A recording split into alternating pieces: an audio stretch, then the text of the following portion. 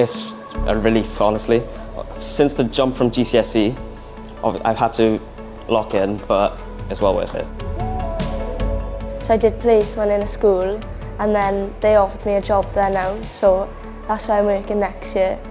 Yeah, I'm really excited to do something that I like, and knowing that I have the qualifications for it now, so I'm excited. And I am ecstatic because I worked so hard during this course. I'm glad it paid off.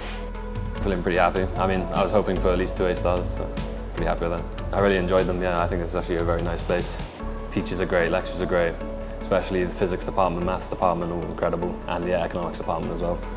I mean, for people that are returning like myself, I mean, do something that you will enjoy. I mean, don't, just go for it. Because, I mean, age is just a number these days, as long as you feel up to it, enjoy it, go for it.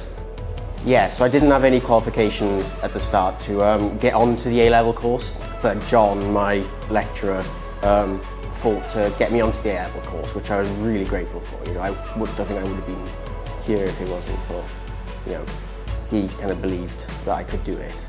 I'll be going up to Oxford to study English language and literature. I'm quite nervous, but because of the help that the college gave us, we were actually able to go on a summer school, which I think has really helped with settling the nerves and being able to prepare mentally for what's coming. So I'm actually quite excited for the future.